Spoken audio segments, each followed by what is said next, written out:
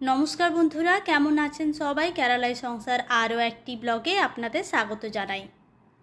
ঈশানের ফিজিওথেরাপি করার পর যখন বাড়ি ফিরছিলাম তখন শাশুড়িমা ফল আর সবজি নেওয়ার জন্য গাড়ি থেকে নামলেন।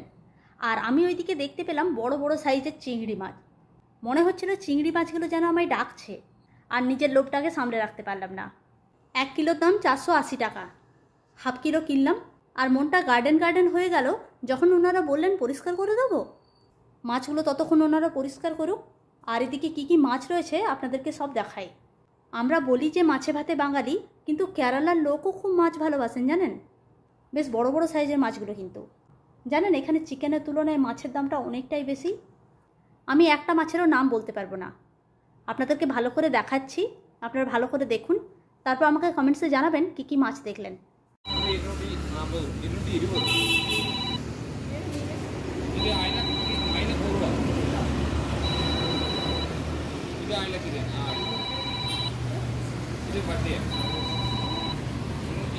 এই মাছটা চিনতে পারলাম, এটা এখানে ক্যারা মাছ বলে, আর আমাদের ওখানে টুনা মাছ।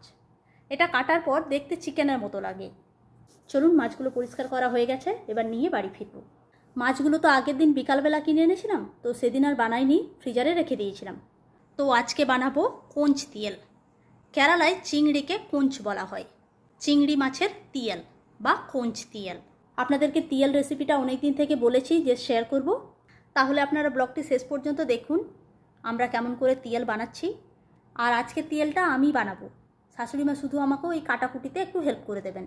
তো আমার তিয়েল বানানোর জন্য যে সমস্ত জিনিসগুলো লাগবে সব আমি রেডি করে নিয়েছি, আপনাদেরকে একবার দেখিয়ে দিই।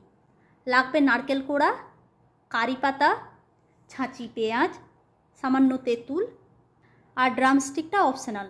সজনে ডাঁটা দিতেও পারেন, আবার নাও দিতে পারেন। এই রান্নাটা কিন্তু খুবই সহজ, খুব একটা ঝামেলার নয়।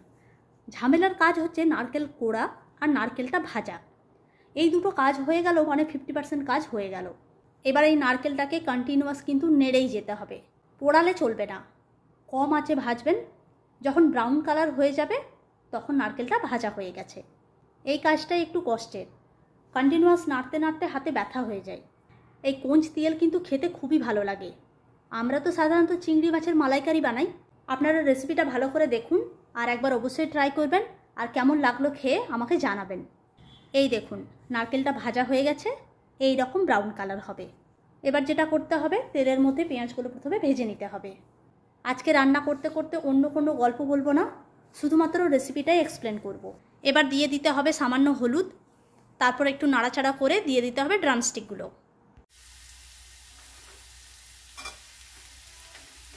চিনি। এই রান্নাটাতে কিন্তু আদা রসুন কিছুই লাগবে না। এবার চিংড়ি মাছগুলো জলের মধ্যে রাখা আছে, সেগুলো ভালো করে একটু চিপে চিপে জলটা বের করে এটার মধ্যে দিয়ে ভাজতে হবে।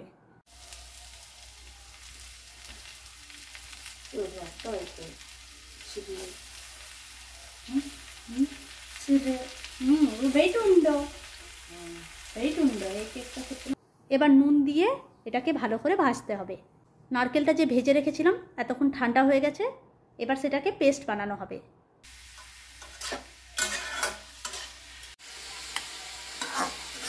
এটাকে যখন মিক্সিতে বাটবেন একদমই জল দেবেন না। এই রান্নায় মশলার তেমন কোনো বাহার নেই, লাগবে লঙ্কা গুঁড়ো আর সামান্য ধনে গুঁড়ো।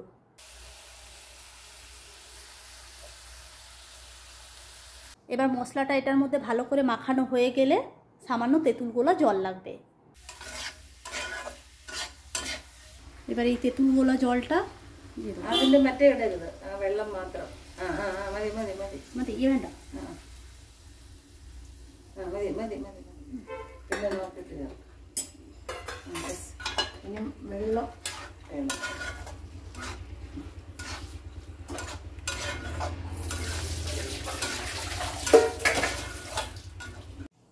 এবার এটার আর কোনো কাজ নেই। এখন এটাকে কারি পাতা দিয়ে এটাকে ফুটতে দিতে হবে, তো ঢাকা দিয়ে ফুটতে দেব।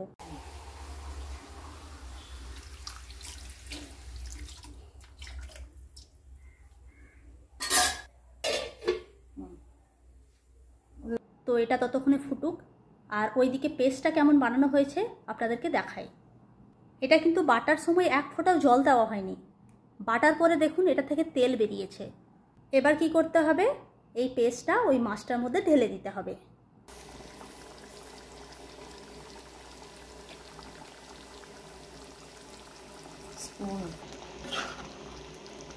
তারপরে সামান্য তেলের মধ্যে একটু পেঁয়াজ কুচি, শুকনো লঙ্কা, সর্ষে আর কারি পাতা ফোড়ন দিয়ে দিতে হবে। ব্যাস, তাহলে হয়ে গেল কঞ্চি তেল।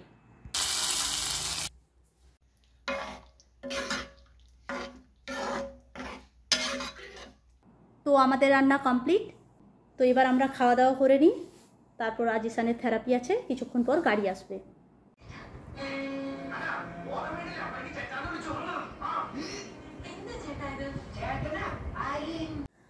তবে চলুন, আজকের ব্লগটি এই পর্যন্তই। ব্লগটি কেমন লাগলো জানাবেন, ভালো লাগলে একটি লাইক আর শেয়ার করবেন। আর আপনাদের সাথে আমার দেখা হচ্ছে আমার পরের ব্লগে। সবাই খুব ভালো থাকবেন, সুস্থ থাকবেন আর খুব আনন্দে থাকবেন। ধন্যবাদ।